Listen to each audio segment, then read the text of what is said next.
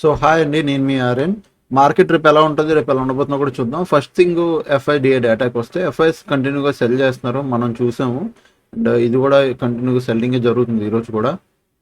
And DS ఏమో కంటిన్యూగా by చేస్తున్నారు, విచ్ ఇస్ వెరీ గుడ్, నాకు అడిగితే ఓకే. అండ్ నెక్స్ట్ మార్కెట్ చూద్దాం. ఫస్ట్ గిఫ్ట్ నిఫ్టీ చూస్తే ప్రెసెంట్ మన మార్కెట్ తర్వాత మన మార్కెట్ ఇక్కడ క్లోజ్ అయితే ఇప్పుడు మార్కెట్ ఏం చేస్తుంది, గిఫ్ట్ నిఫ్టీ ఇక్కడ ఓపెన్ అయ్యి ఇలా ఇలా వస్తుంది.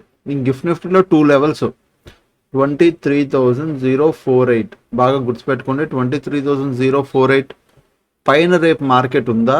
రేపు మార్నింగ్ 7:38 ఈ టైంకి చూడండి, 7:38 ఈ టైంకి మార్నింగ్ మీరు చూసేటప్పుడు మార్కెట్ ఒకవేళ 23,048, ఓకే, 23,048, 23,048, ఓకే, 23,048 దీనిపైన కానీ మార్కెట్ మీకు మార్నింగ్ ట్రేడ్ అవుతూ కనబడింది అంటే దీనిపైన ఉందా, మీకు గ్యాప్ కనబడుతుంది. మన మార్కెట్ ప్రజెంట్ ఉన్న సిచ్యువేషన్ ప్రకారం మార్కెట్ అయితే కింద ఉంది, బట్ అప్ సైడ్ వెళ్తుందా డౌన్ సైడ్ వెళ్తుందా తెలీదు.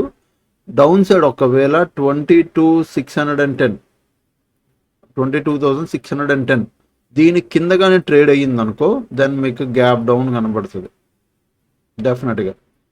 సో దీని కింద గ్యాప్ డౌను, దీనిపైన గ్యాప్ అప్. ప్రజెంట్ లోపట ఉంది, ఇదే లోపట రేపు మార్నింగ్ కూడా మీకు ఉందనుకో, then flat, okay, flat opening కనబడుతుంది, మేజర్ డిఫరెన్స్ లేదు. ఓకే, మీరు ఈ లెవెల్స్ని అబ్జర్వ్ చేయండి. దీనిపైన అయితే గ్యాప్ అప్, దీని కింద అయితే గ్యాప్ డౌన్ లేదు. మార్కెట్ ఈ రెండిటికి రేంజ్ మధ్యలోనే ఉంది, దాన్ని మీకు ఫ్లాట్ ఓపెనింగ్ కనబడిద్ది రేపు.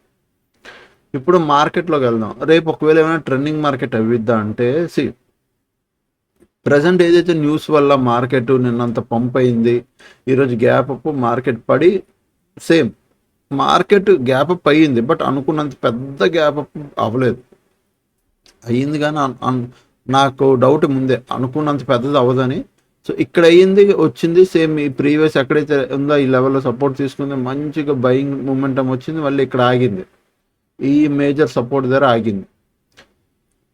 రేపు ఏమవచ్చు, రేపు కూడా ఒకవేళ గ్యాప్ అప్ అయితే ఈ రేంజ్ స్మాల్ రేంజ్ అంటే లైక్ 23,200 ఆ రేంజ్ గ్యాప్ అప్ అయితే సేమ్ ఇలానే కిందకు వచ్చి సపోర్ట్ తీసుకొనివ్వండి.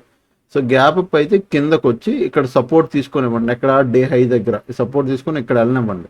అప్పుడు మనం అప్ సైడ్కి ప్లాన్ చేద్దాం. ఫస్ట్ మన లెవెల్ ఏమైపోద్ది, టుడే డే హై దగ్గర ఒక జోన్ అయిపోద్ది. ఇది ఎంత, 23,000 రౌండ్ లెవెల్, 23,000 రౌండ్ లెవెల్ ఇది.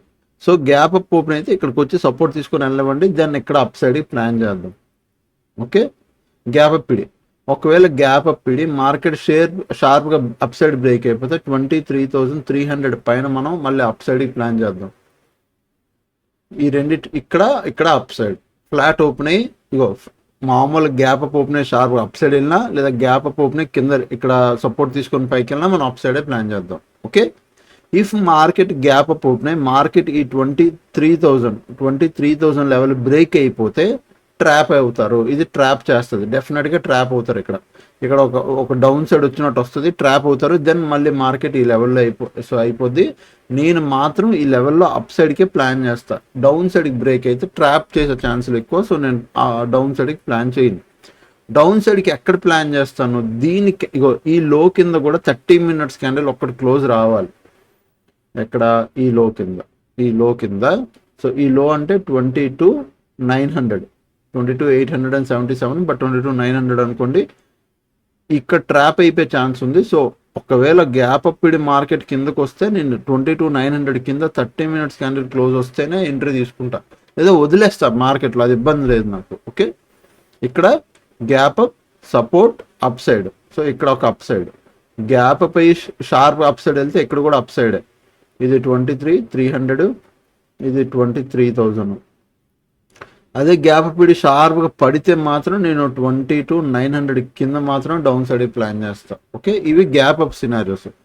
ఇంకా సిగ్నిఫికెంట్ గ్యాప్ అప్ విడిపోతే ఏం చేస్తాం అంటే, ఈ లెవెల్ ఇక్కడ వేయకుండా ఇక్కడెక్కడో విడిపోతే వెయిట్ చేసి ట్రేడ్ చేయడమే. అది సిగ్నిఫికెంట్ గ్యాప్ అప్ కాబట్టి, పెద్ద గ్యాప్ అప్లు కాబట్టి వెయిట్ చేసి ప్రైస్ యాక్షన్ బట్టి ట్రేడ్ చేసుకోవడం. ఒకవేళ ఫ్లాట్ ఓపెన్ అయితే ఏంటి, ఫ్లాట్ ఓపెన్ అయితే చిన్న రవ్వ గ్యాప్లో కానీ ఫ్లాట్ కానీ ఓపెన్ అయ్యి మార్కెట్ పైకి వెళ్తే సేమ్ 23,000 ఏదైతే ఉందో దీనిపైన మళ్ళీ నేను అప్ సైడ్కే ప్లాన్ చేస్తాను. దీనిపైన మంచి అప్ సైడ్ ట్రేడ్ ప్లాన్ చేస్తాను. అదే ఫ్లాట్ ఒకవేళ దీని కిందకు వచ్చి 22,900 కిందకు వచ్చి 30 మినిట్స్ క్యాండిల్ క్లోజ్ వచ్చింది అనుకో, దెన్ డెఫినెట్గా డౌన్ సైడ్కి ప్లాన్ చేస్తే అది ఇక్కడ వరకు వచ్చే ఛాన్స్ ఉంటుంది, ఈ సపోర్ట్ వరకు. ఓకే, ఎక్కడ 22,650 వరకు వచ్చే ఛాన్స్ ఉంటుంది ఈ సపోర్ట్ వరకు. ఇది flat opening, simple. Flat open అయి పైకి వెళ్ళినా కిందకి వెళ్ళినా మనం అప్ సైడ్ అప్, డౌన్ అయితే డౌన్. ఇది డౌన్ సైడ్ లెవెల్, ఇది అప్ సైడ్ లెవెల్. ఇటు డౌన్ సైడ్ లెవెల్కి మాత్రం 30 మినిట్స్ క్యాండిల్ క్లోజింగ్ రావాలి. అప్ సైడ్ బ్రేక్ అయ్యి ఒక 15 మినిట్స్ క్యాండిల్ క్లోజింగ్ వచ్చినా I will trade up side. ఒకవేళ ఇవేవి కాకుండా గ్యాప్ డౌన్ ఓపెన్ అయితే ఏంటన్నా, గ్యాప్ డౌన్ ఓపెన్ అయితే ప్రజెంట్ 22,600 ఇది ఒక సపోర్ట్ ఉంది. ఇక్కడ సపోర్ట్ తీసుకుని పైకి వెళ్ళడానికి చూస్తుంది. ఇది కూడా దాటేసి ఇంకెక్కడ ఓపెన్ అయితే then wait for the price action, ఏం చేస్తుందో చూడాలి. But 22,650 is a support. So ఇక్కడ మనం ఒక అప్ సైడ్కి, ఇక్కడ కూడా అప్ సైడ్కే ప్లాన్ చేస్తాం. సపోర్ట్ దగ్గర ఉంటే, మార్కెట్ గ్యాప్ డౌన్ ఓపెన్ అయ్యి సపోర్ట్ దగ్గర ఉంటే దెన్ అగైన్ మనం సేమ్ ఇదే లెవెల్లో గ్యాప్ డౌన్ ఓపెన్ ఇక్కడ సపోర్ట్ తీసుకున్నా, లేదా ఓపెన్ అవడం ఇక్కడ ఓపెన్ అయినా ఒక అప్ సైడ్కి ప్లాన్ చేస్తాం. సపోర్ట్ బ్రేక్ అయితే కిందకి ప్లాన్ చేయొచ్చు అంటే ప్లాన్ చేయొద్దు, ఎందుకంటే కింద చూడండి ఇదంటే టైం పాస్ ఏరియా. సో ఇది కూడా ఓపెన్ అయ్యి కిందకు వస్తే ఇక్కడ టైం పాస్ చేస్తుంది, మార్కెట్ పైకి వెళ్ళడానికి చూస్తుంది కానీ కిందకి వెళ్ళడానికి కాదు. ఫుల్ ఫ్లెడ్జ్డ్గా డౌన్ సైడ్ ప్లాన్ చేయాలంటే 22,500 మనకి దిక్కు. 22,500 కూడా దీని కింద కూడా ఒక 30 మినిట్స్ క్యాండిల్ క్లోజ్ వచ్చిందా then only full fledged down side. వచ్చే రోజుల్లో వస్తే అప్పుడు full fledged down side plan చేయొచ్చు. ఓకే, సో ఇది నిఫ్టీ లెవెల్స్. అదే సేమ్ ఇప్పుడు కమింగ్ టు సెన్సెక్స్లో చూడండి, ఇగో మార్కెట్ ఏం చేస్తుంది ఈరోజు హ్యాపీగా మార్కెట్ వచ్చింది, ఈ లెవెల్లో సపోర్ట్ తీసుకుంది.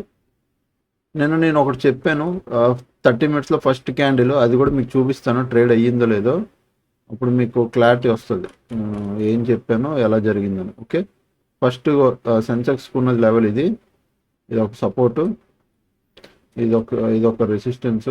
బట్ దానికన్నా ముందు మనం ఇది ఒక సపోర్ట్ కింద పెట్టుకోవచ్చు. ఓకే, పైన ఇది ఒక రెసిస్టెన్స్, ఆ పైన ఇది ఒక రెసిస్టెన్స్. ఓకే, ఇవి లెవెల్స్. సెన్సెక్స్లో కూడా సేమ్ యాస్టీస్, ఫ్లాట్ ఓపెన్ అయితే పైకి వెళ్ళాలి, పైకైనా వెళ్ళాలి లేదా కిందకైనా వెళ్ళాలి. 73,900 దీని కింద ఒక 30 మినిట్స్ క్యాండిల్ క్లోజ్ వస్తే డౌన్ సైడ్ ప్లాన్ చేద్దాం. అలాగే 74,600 దీని పైకి మార్కెట్ జస్ట్ దీని పైకి వెళ్ళి 15 మినిట్స్ క్యాండిల్ క్లోజ్ వచ్చినా నేను అప్ సైడ్కి ప్లాన్ చేస్తాను దీనిపైన. ఇది ఫ్లాట్ ఓపెన్ అయ్యి కానీ small gap up, small gap down, ఈ రేంజ్లో ఈ క్యాండిల్ దగ్గర ఓపెన్ అయ్యి మార్కెట్ ఎటు బిహేవ్ చేస్తే అటువైపు. If market gap up open అయితే లైక్ 74,600 పైన కానీ ఓపెన్ అయితే నేను ఏం చేస్తాను, వెయిట్ చేసి ఇక్కడ ఏదైతే రెసిస్టెన్స్ ఉందో ఇది సపోర్ట్ తీసుకొని పైకి వెళ్తే ఇక్కడ అప్ సైడ్ ప్లాన్ చేస్తా.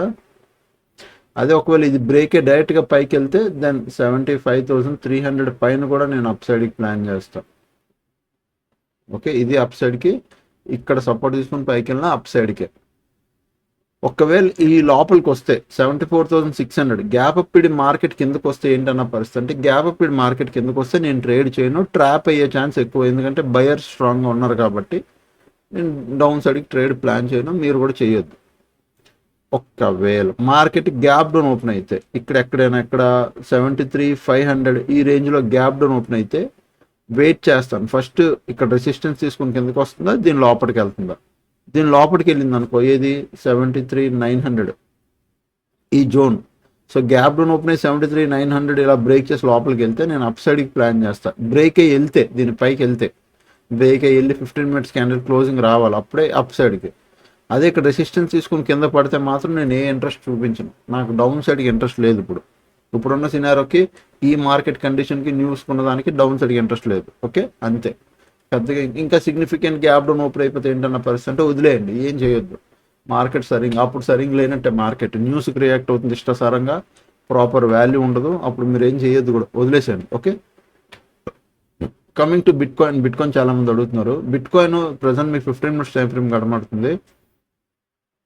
సో నేను ఒకటి చెప్తా చూడండి, బిట్కాయిన్లో మీరు 15 మినిట్స్లో ఇవి చేస్తున్నారు కానీ మ్యాక్సిమం స్వింగ్ ట్రేడ్ చేయడానికి ట్రై చేయండి. మంచి పెద్ద ట్రేడ్లు మీరు పట్టుకోగలరు. స్వింగ్ ట్రేడ్ చేయడానికి 75,000 బాగా చూడండి, 75,583. దీనిపైన మీకు 1 డే క్లోజింగ్, ఇది 1 day time frame, 1 day closing కానీ దీనిపైన కానీ వచ్చిందంటే బీటీసీ స్వింగ్ ట్రేడ్ పెట్టుకోండి, లాంగ్ టర్మ్ హోల్డ్ చేయొచ్చు. దీనిపైన కానీ మీకు వెళ్తే స్వింగ్ ట్రేడ్ పెట్టుకోండి.